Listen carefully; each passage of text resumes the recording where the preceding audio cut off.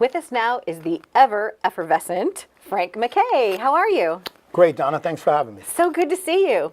Talk show host to talk show host. So tell us what's going on with your brand. Well, it depends what you're talking about. If you're talking politically, we're in the middle of a political season here, and I'm about to release a book that is on politics. And I'm the chair of the Independence Party, if people don't know that. But I also host a nationally syndicated radio show and a nationally syndicated television show. And we kind of try not to blend the two worlds, but they do. You know, it's just going to happen. So on the political scene, what's happening with this new book? I'm putting out a book, and I think at this point we are going to call it A Party for the Rest of Us. Okay. Which means that there are many of us out there, millions of us, and it may even be the majority of the people out there in the country that don't fit into any particular category. And I'll give you a quick example of why we're writing this. We get so much criticism that the Independence Party of New York and the Independence Party of America takes no stance on social issues. We pride ourselves on that. What we want to do is we want to develop a brand, we want to develop a vehicle that will allow the candidates to speak directly to the American people without interference from special interest groups, or for that matter, for political leaders like myself. We're not going to put a gun to somebody's head and say, this is how you have to feel about abortion, or this is how you have to feel about marriage equality or gun control. The candidate will answer those questions and talk directly to the people. So truly independent, which truly is what it's independent. supposed to stand for.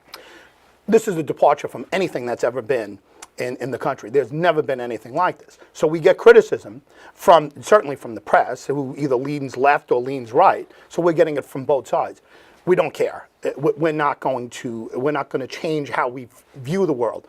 The world will be changed, dramatically changed, as soon as there's a third major party in this country that takes no stance on social issues. And that'll allow the candidate to speak directly to the American people. So we're a vehicle. And we have a book coming out. I have a book coming out that'll explain that. And it's a party for the rest of us. So if you feel very strongly about these issues, don't worry about it. There's two well-funded major parties that'll tell you exactly how you should feel, and that'll pat you on the back for it.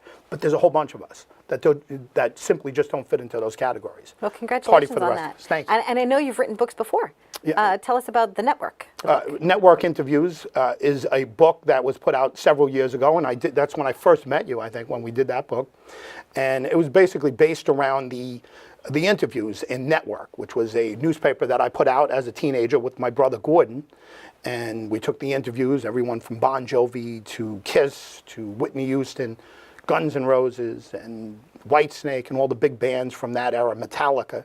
And we took the transcripts of those interviews and we put them into book form. And along with our friend and your friend, Stephen Fallon, we put together stories behind those. So it was really a throwback to 20 years. And it was almost 20 years after a network first came out that we put the book out. So when you were a toddler, did your parents know that you were independent?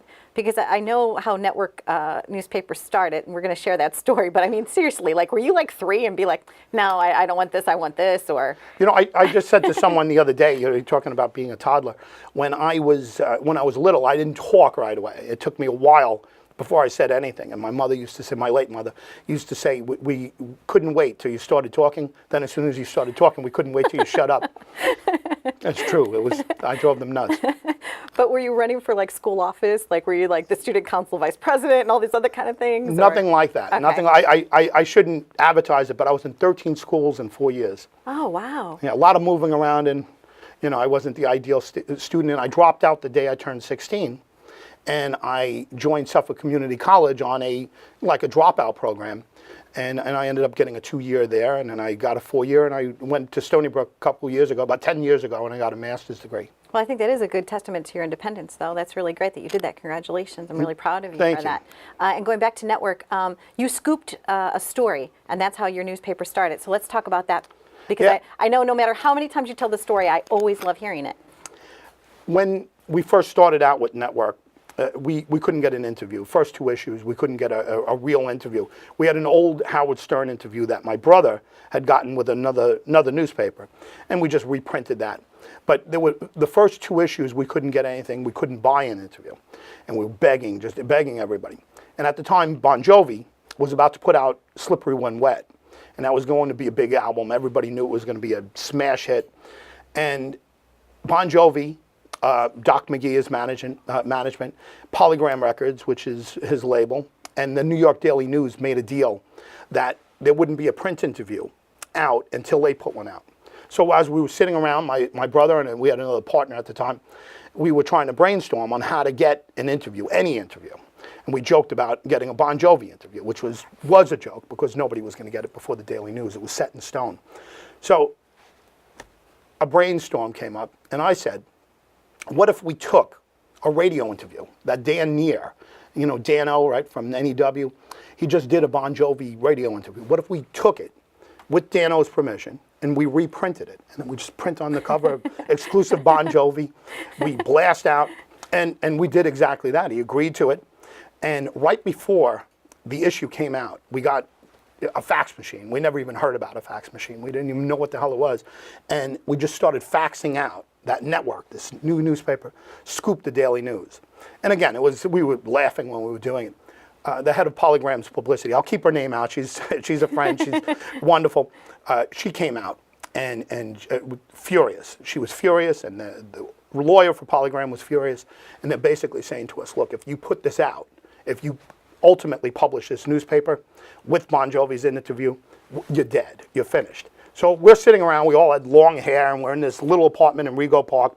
Nothing in there, just anything. The first 2 issues were in there. That was it. And boxes. We were sitting on boxes. And I said, when you say kill us, I mean, you're going to hire a hitman? You're going to, I mean, what do you mean dead? What do you mean we're going to be dead if we do it? And she said, no, we're going to sue you. And she was very, raw about it. And the lawyer's just yelling, dead, dead. And I thought about it, and I said, listen, let me be as clear as we can possibly be on this. We are absolutely, absolutely begging you to sue us. In fact, if you can get Bon Jovi and the Daily News to sue us as well, we'll love you forever. We'll love your kids, your grandchildren. And I'm going to warn you right now, we don't have any money for a lawyer. We're not even going to hire a lawyer. We're just going to hire a publicist. So if you could possibly do this, we'll love you. And of course, they didn't sue us. We put out the issue. We got about 150 interviews the next 6 months. And I mean, all the top people that I just named, Kiss, which is a Polygram band, Def Leppard, Whitney Houston, I mean, everybody you could possibly imagine. But anyway, it was an angle, and it certainly opened up the world for us. And now on your television show, you have these, and your radio show that you have these great guests. And every time I love, you've had Bobby Goldsboro, you've had everybody on. Well, some people would say Bobby Goldsboro, that's everybody. But we've had everyone from Bobby, not Bon Jovi, but Donald Trump to David Cassidy. I mean, we go the whole gamut, from politics to pop culture, and more pop culture. I really don't want to have a political show. Right. And I've been offered to do straight political shows, and I just, shoot me if that's what I'm going to do. I'd rather talk to older rock stars and older sitcom stars and do that. And I think there's a market. Quite frankly, on a very serious note, I think there is a market for a nationally syndicated radio show that features pop culture people from the past. Oh, I agree. And the reason I love Bobby Goldsboro so much and I was so excited is like his record was on the cereal box and I cut it out and it was like, so I'm 49. I turned 49 June 3rd for anybody that wants to know or send me birthday cards. So for me, all the people that you have, they're icons, but they're fresh icons, they're new people, they're people from the past. It's like, your show's fantastic. So if yours somebody, too. I mean, thank you. I love what you do, but go ahead, I'm sorry. And that's what I was going to say. So when you select a guest, is it just something from your own childhood memory or somebody that you think is popular and cool today and you just call them up and say, hey, I've got a show? Well, I think people would argue that they're popular and cool today and mention Bobby Goldsboro. He's a great guy, but he would be the first to tell you he's not popular and cool today. Kids don't know who the heck he is. I have 4 kids. None of them heard of Bobby Goldsboro. But it's people that I think that I know and that I want to know what they're doing now. So I don't want to do a where are they now show, but in some cases it turns out that way. I want to see how they are now, and how they got there, and I want to examine the show that's nationally syndicated now that's commercial is breaking it down. Turning Point is in a PBS format, and it has to follow a different structure, PBS formatted structure. As far as the commercial station, or the commercial stations out there, I want to know how they did, how they made out financially, because a lot of these guys blew their money. How'd you do financially? How'd you make out in your marriages? How are your kids doing? That type of thing. So yeah, some tips and some secrets for success and things like that. Well, and you're celebrating the independent spirit, which is all about you. So, and how can we reach out to you? turningpointwithfrankmckay.com. Okay. You know, we should be better at it, but that's a good place to start. And Facebook pages, I have several Facebook pages, and my main one, I you know, is, you could tell my main one, I think. And what is your main purpose in life, Frank?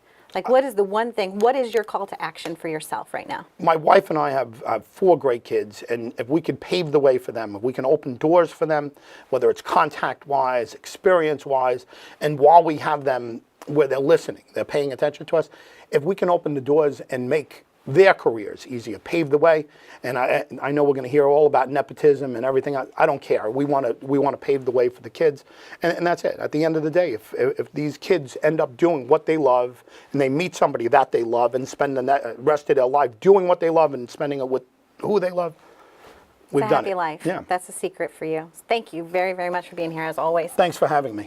Stay tuned for more on Live It Up. This was Frank MacKay, everybody. Woohoo!